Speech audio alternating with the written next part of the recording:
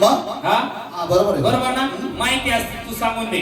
पहिलं पीठ म्हणलं तर गावाचं पीठ बाबा. वा वा वा वा बरोबर आहे. इकडे जवळ ये. बरोबर तू जेवणाचंच काढणार दुसरं काय काढणार ठीक आहे बरोबर आहे. खाता पिठा करचा आहे बाबा. पीठ म्हणल्यावर गव्हाचं पीठ बरं बरं. दुसरं पीठ तर पोळीदाचं पीठ. पोळीत नाही करा पोळीत आम्ही तर नाही पाहिले बा.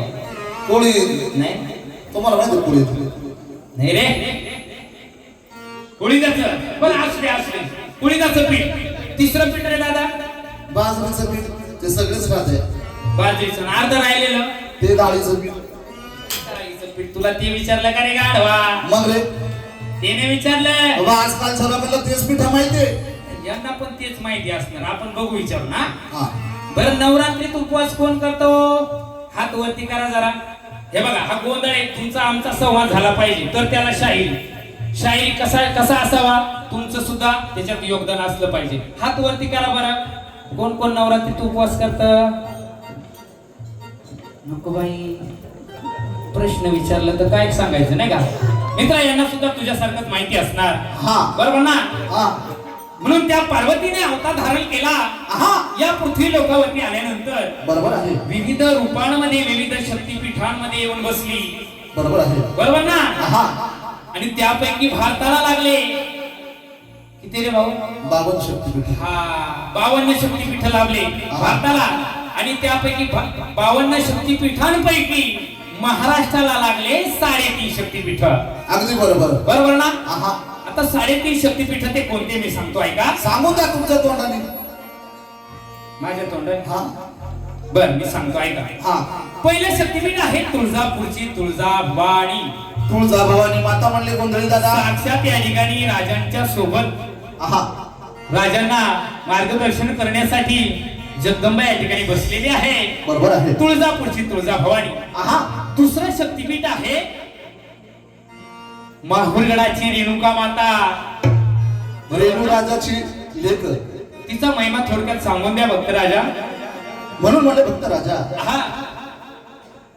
रेणू राजाची लेक. बरोबर. ऋषी जमदाग्नीची पत्नी. जमदाग्नीची पत्नी. तिचं नाव रेणुका. रेणुका माता. ती दररोज पतीची सेवा करायची. नित्य नेमानं पतीची सेवा करायची रेणुका माता. बरोबर. आणि गेली म्हणले भक्त राजा नदीवर गेले असताना तिला जल क्रीडा दिसली. बरोबर.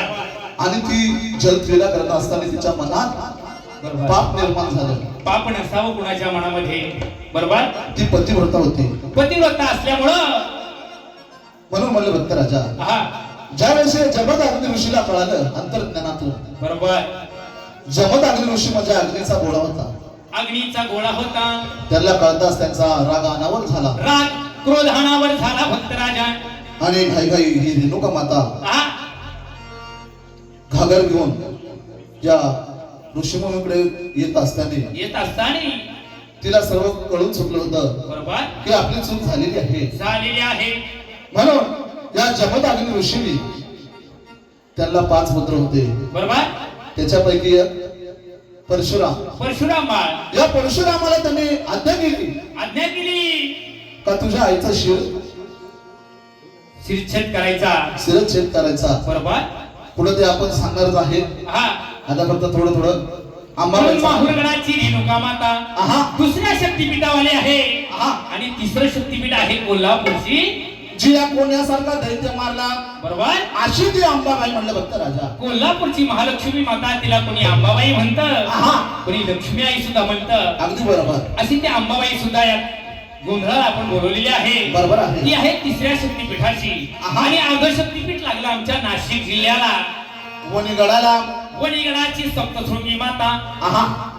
अशा प्रकारे या 3.5 शक्तीपीठांचा महिमा या देवीच्या गोंधळात गायला जातो.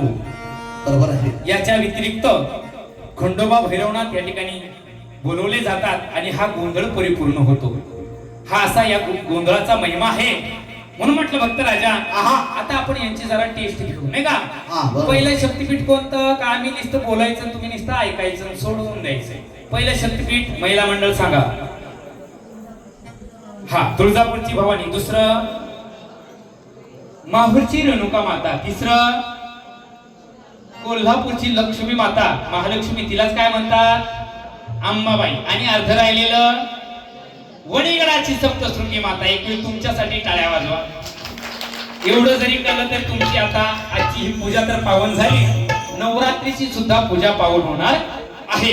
म्हणून या 3.5 शक्तीपीठांना या गोंधळानं आमंत्रण देऊन त्या गोंधळाला बोलवायचं. ते कसं म्हणा,